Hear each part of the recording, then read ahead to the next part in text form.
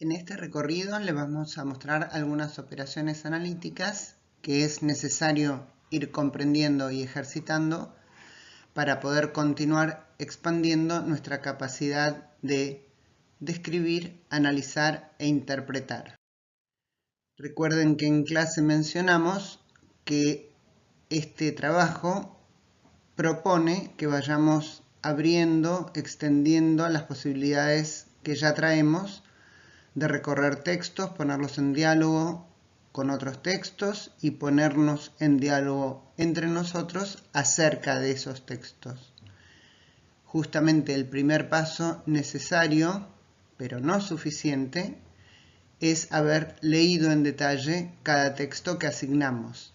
Decimos que es necesario porque es desde esa materialidad concreta de ese texto que podemos empezar a pensar qué nos están diciendo con esas palabras esos autores. A la vez decimos que no es suficiente porque puede ser que para leer, comprender e interpretar un texto nos hagan falta algunas otras claves que surgen no solamente de ese texto leído, sino de su puesta en relación con otros procedimientos o con otros textos. Para eso creamos la noción de llaves de lectura, que a su vez se va a relacionar con la noción de claves.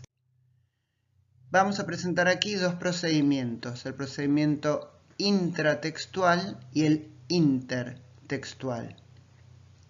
Procedimientos de los que ya venimos comentando algunos aspectos y aquí vamos a intentar profundizar.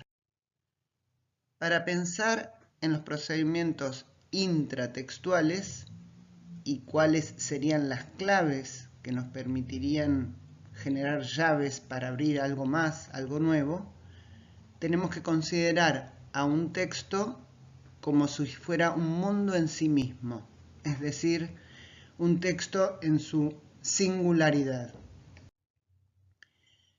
Para llevar adelante una lectura intertextual, es decir, entre textos o entre un texto y un film, o un film y una fotografía, o una canción, un texto y un film, es necesario pensar en relaciones entre esas materialidades.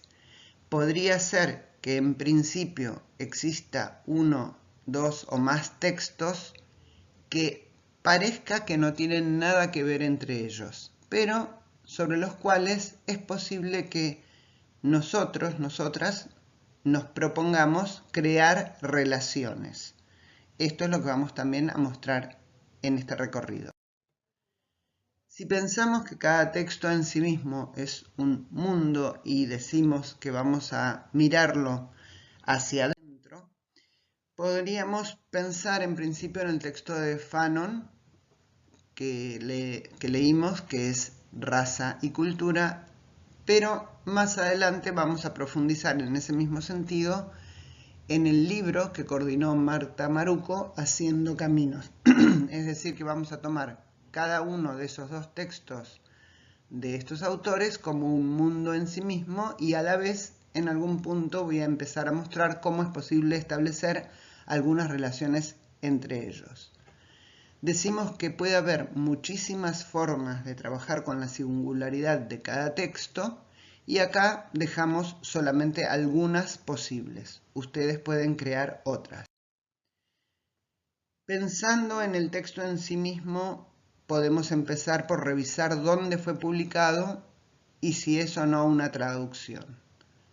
En ese sentido, muchas veces estos aspectos se encuentran en notas al pie. Es el caso del texto de Frantz Fanon.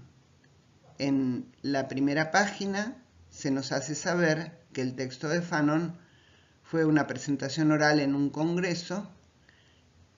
También en la curación del libro donde está alojado ese texto se nos hace saber que el original es en francés. Y también se nos hace saber que es un texto que luego fue presentado, escrito en una compilación que se publicó en francés en el año 1964 y en castellano en el año 65. En cambio, en el caso del texto El libro de Marta Maruco, podemos ingresar a estas claves a través del apartado Mirada Holística en el texto Haciendo Caminos, en la página 375.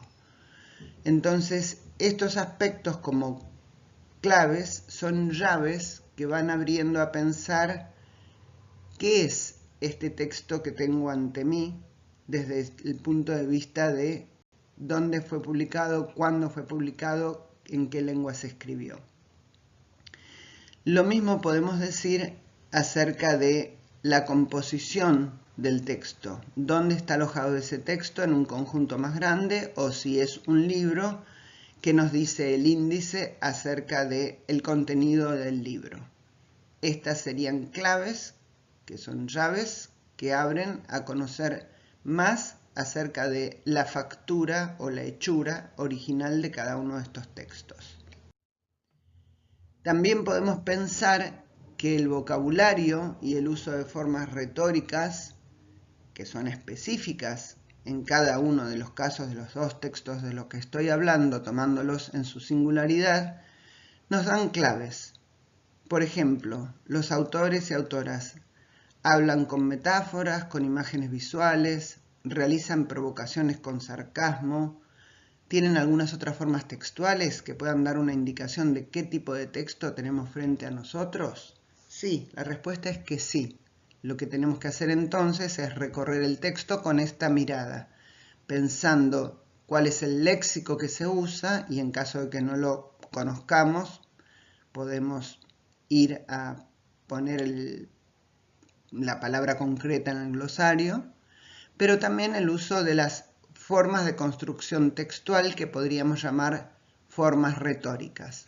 Las formas retóricas tienen que ver no solamente con el léxico, sino también con otros recursos discursivos y además con una organización que se presenta en un texto empieza y termina. En general los textos escritos son lineales, aunque sabemos que hay ejemplos de textos escritos que no son lineales, pero podríamos pensar que un texto desde que empieza hasta que termina tiene un recorrido y ese recorrido se hace a través de un modo de presentar lo que se dice. A eso estamos llamando en este caso formas retóricas.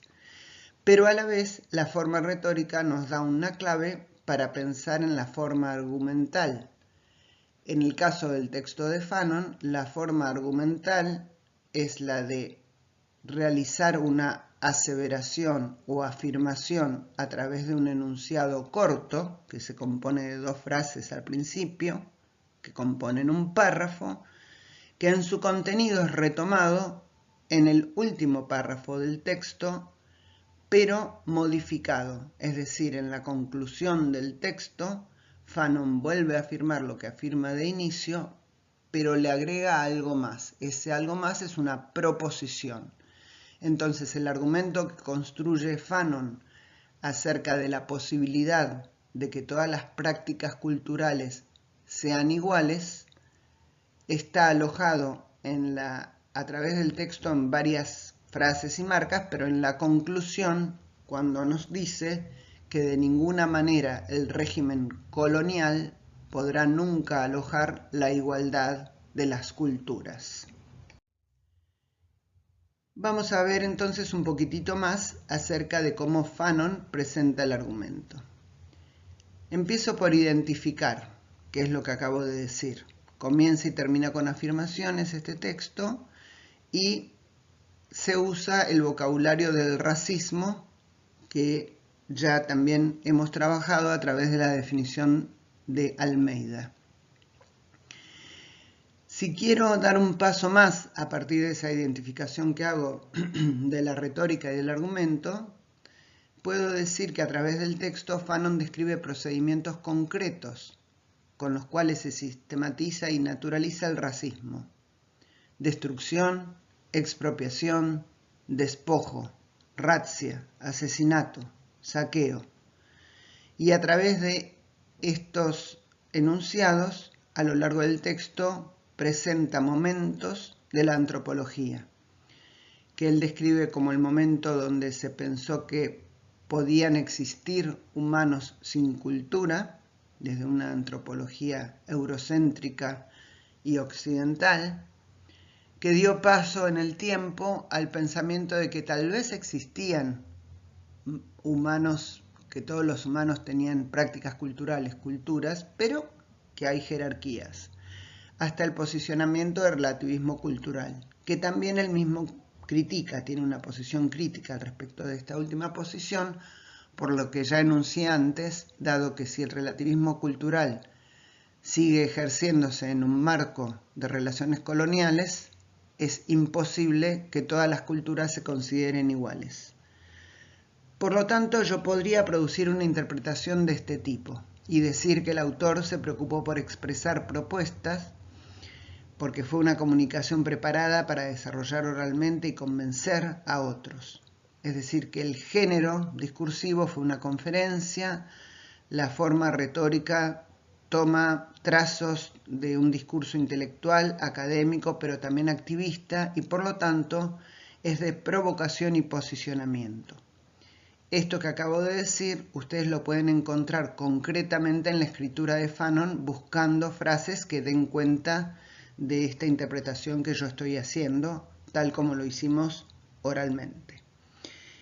Está hablando con intelectuales, con cientistas sociales y de las ciencias humanas, Fanon, y por eso presenta argumentos de esos campos, pero los revisa críticamente y los deconstruye. Queda la pregunta acerca de si también estaba en ese momento probando este argumento frente a intelectuales afrodiaspóricos y afrodescendientes para continuar extendiéndolo en otros ámbitos que no fueran necesariamente el de ese conjunto de intelectuales.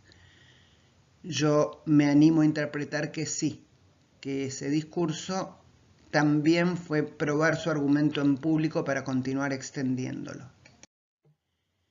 Vamos a usar ahora otra llave posible y vamos a internarnos en un procedimiento intertextual, entre textos. Y para eso vamos a trabajar con la noción de relaciones semánticas, que ya habíamos empezado a introducir y acá vamos a mostrar algunas formas de usarlas. Vincular dos lecturas diferentes a través de relaciones semánticas, pero también luego vamos a mostrar cómo vincularlas a través de la performatividad de los textos. La performatividad de los textos quiere decir lo que los textos hacen y los que nos podrían hacer esos textos. Aquí ustedes están viendo el primer congreso de escritores y artistas e intelectuales negros que tuvo lugar en París en el año 56. Fue una iniciativa de Alvin Diop y de la revista Présence Africaine y participaron, entre otros, los intelectuales Aimé Césaire, Cheikh Anta Diop, Jean Prismar, Claude Lévi-Strauss, Frantz Fanon, Edouard Glissant, Richard Wright, Amadou Mpateba, Abdoulaye Wade y otras personalidades, así como muchos y muchas estudiantes negros parisinos. Algo para observar en esta fotografía es la presencia masiva de hombres en relación a mujeres, un aspecto que también había sido puesto de relieve por las mujeres africanas y afrodescendientes de esa época y todavía estaba en disputa en esos momentos. Voy a empezar entonces con la relación semántica, algo es distinto de otra cosa. Y digo que podemos observar que los textos que estamos poniendo en foco de Maruco y de Fanon son distintos en el año de publicación. Ya el año de publicación debería darnos una gran cantidad de datos para reconstruir y mirar qué pasaba en la Argentina en el año 2021, cuando es publicado el libro de Maruco, qué pasaba en el Caribe, en Europa, en África en el año 56, cuando es publicado el texto de Fanon. También son diferentes con respecto al idioma original de publicación, al país en el que fue escrito cada texto y al país sobre los cuales se escribe o países sobre los cuales se escriben esos textos.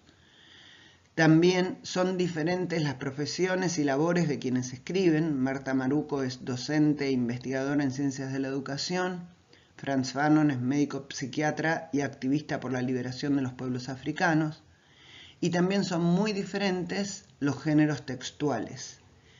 En el caso del texto compilado por Marta Maruco y en varias partes del libro escrito por ella, lo que encontramos es una combinación de ensayo con informe de investigación y autorreflexión. Y la autorreflexión en ese texto es lo que permite incluir una modalidad oral en el libro que se hace presente una y otra vez si ustedes prestan atención. Y el texto de Fanon es un texto de posicionamiento público. Primero tuvo una versión oral, después fue publicada por escrito, aunque suponemos que también tuvo una versión escrita para ser presentado oralmente. Pensamos entonces ahora qué es lo que puede ser similar en estos textos. Un aspecto que nosotras interpretamos es similar es que en ambos casos se habla por voz propia. Pero aquí la voz propia de cada uno de estos autores en realidad es una voz propia colectiva. En el caso del libro de Marta Maruco habla por voz propia, ella como docente y directora de escuela y licenciada en educación, pero a la vez representando el posicionamiento docente en el área de investigación. Es posible que ustedes sepan que hay continuamente disputas en el campo de las ciencias de la educación acerca de quiénes están autorizados, y digo autorizados entre comillas, autorizadas para producir investigación, porque se ha dado a lo largo del tiempo una dominación por parte de quienes son licenciados o licenciadas y realizan investigación sin haber sido docentes, que a veces pretenden tener más conocimiento que los docentes que están en el aula, voy a decir ahora en la trinchera del aula cada día, y que hemos aprendido a pensar sobre nuestras prácticas realizando una investigación sobre ese dato empírico que continuamente observamos diariamente. Pero para que ese aspecto empírico justamente se convierta en dato, es necesario realizar una serie de procedimientos que los docentes podemos hacer. Simplemente es necesario atravesar algunos pasos para ponerlo en vista. En el caso de Fanon, él está hablando por voz propia de su autoría, pero a la vez en forma representativa del colectivo de los afrodescendientes en diáspora, esclavizados, brutalmente asesinados, raptados de sus lugares de origen. Ambos textos consideran al registro oral tan válido como el registro escrito y legitiman estos registros orales como formas de producir conocimiento y comunicarlo. Este segundo aspecto es un aspecto epistémico, es decir, es un aspecto acerca del conocimiento y acerca de una teoría que sustenta que el conocimiento oral es un conocimiento tan legítimo como aquel que se produce por escrito. Pero a la vez, ambos textos toman el registro oral y lo ponen en diálogo con un registro escrito. Cuando lleguemos a revisar en detalle el libro de Maruco, van a encontrar permanentemente alusiones a este aspecto. Ambos textos reflexionan sobre la explotación entre seres humanos, que se perciben diferentes y cuya posición sociocultural se podría interpretar socialmente de acuerdo con una jerarquía. Ambos autores, Marta y Frantz, combaten esa supuesta jerarquía. En el caso de Maruco, Marta Maruco, la jerarquía que está combatiendo es que se imponga la investigación sobre la docencia. En el caso de Fanon sería el europeo o la colonización occidental sobre lo africano. Y ambos textos producen categorías conceptuales a partir de la reflexión y la conceptualización de la propia experiencia. Esto es lo que encontramos similar. Vamos ahora a lo que llamé más adelante o antes la performatividad de los textos. Considero que estos dos textos tienen un eje central fuerte, que es la lucha contra la opresión. En ese sentido, estos textos están haciendo algo, en ese sentido son performativos. Performativo, en este caso, lo estamos vinculando con una capacidad de hacer, pero también con algo que estos textos nos invitan a hacer, es decir, retorna esa performatividad como una posibilidad para nosotros y nosotras. La performatividad en el texto de Maruco podemos pensarlo como que nos invita a intervenir sobre las condiciones de opresión. Ya en la página 17 encontramos esta afirmación acerca de que existe una especie de declamación sobre que la construcción profesional docente debe ser interactiva, pero en la realidad cotidiana de nuestro trabajo en las escuelas nos encontramos casi siempre cara a cara con una incomunicación por cómo están diagramados nuestros espacios escolares. Para lo cual el colectivo que trabajó con Maruco, del cual yo formé también parte, nos invitó a reunirse en definitiva fuera de las escuelas, aun cuando la propuesta inicial siempre fue que ocurriera dentro de nuestros espacios educativos. Como esto, por diferentes razones, para muchos de los que formamos parte de ese colectivo no fue posible, se creó un espacio nuevo, se instituyó a través de la fuerza instituyente de este pensamiento un nuevo espacio fuera de las escuelas.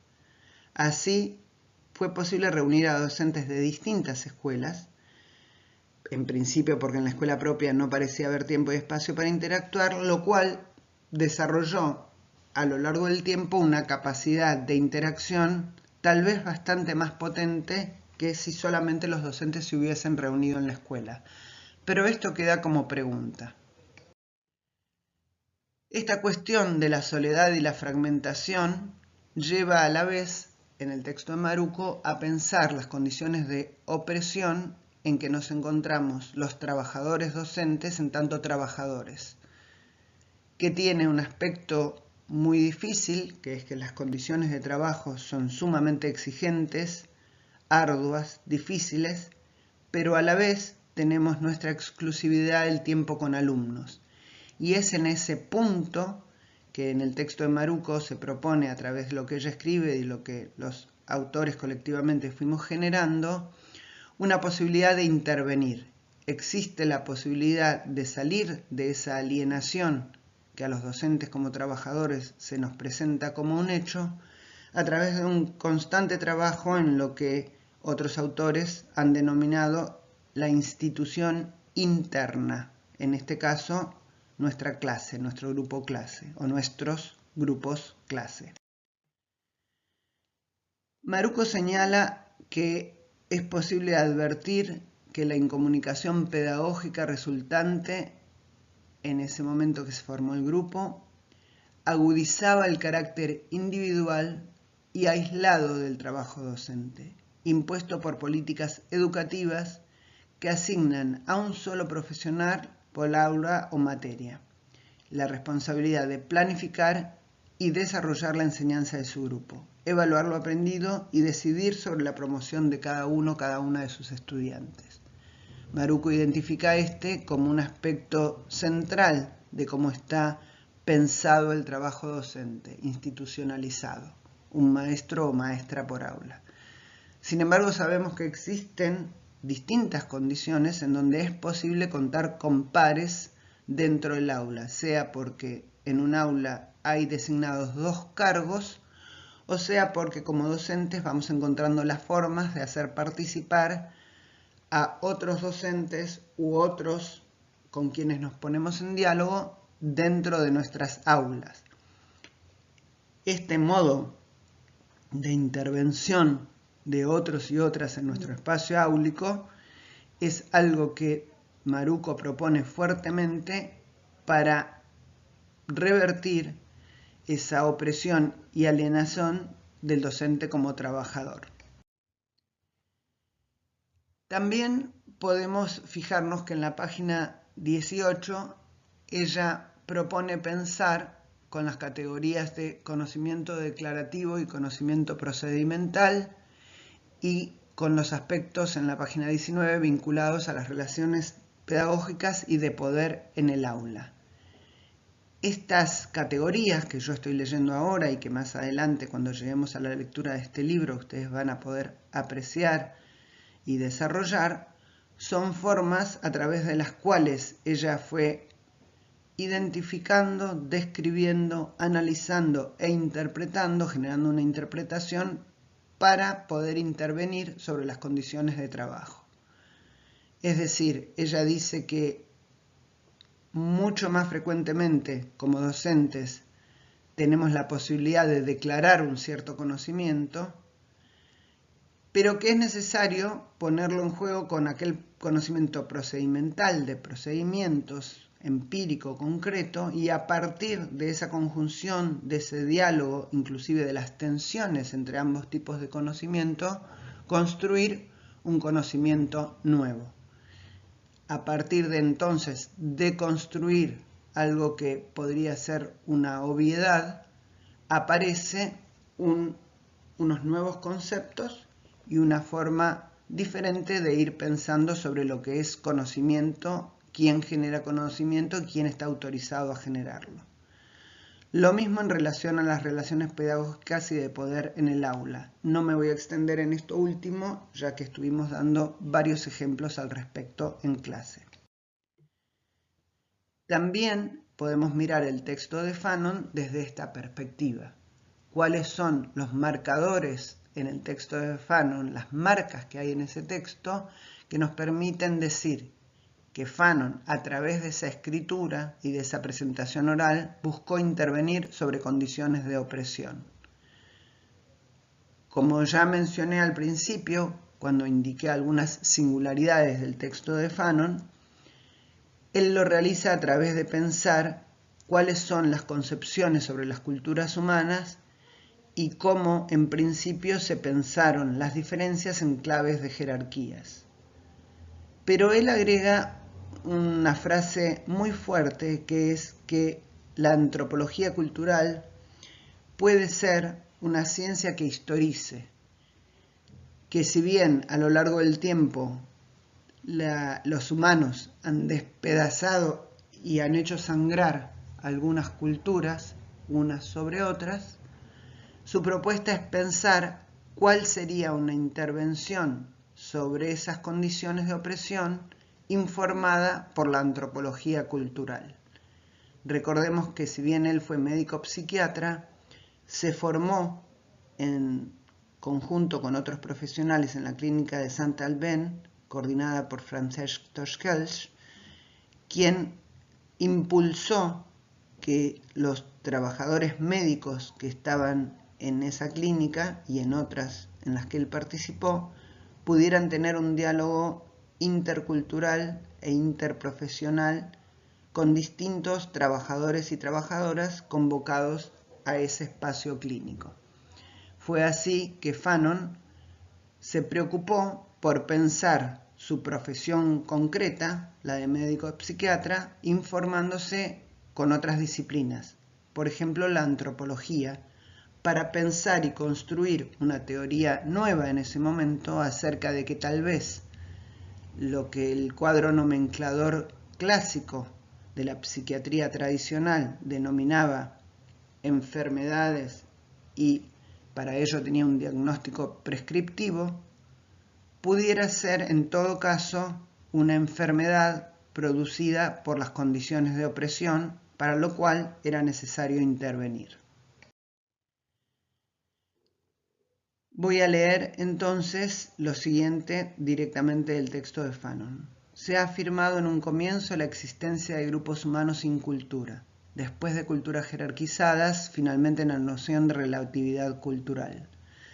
De la negación global al reconocimiento singular y específico, precisamente debemos trazar esta historia despedazada y sangrante al nivel de la antropología cultural. Entonces aquí les repongo la cita que estaba comentando en la diapositiva anterior para irles mostrando cómo un procedimiento que nosotros estamos haciendo de elaboración interpretativa siempre recomendamos que se sustente en citas concretas directas y que se pueda indicar la fuente, en este caso el texto de Frantz Fanon con una cita textual que, si ustedes la toman, debe indicarse, como ya saben, entre comillas y citando la página y el año de publicación.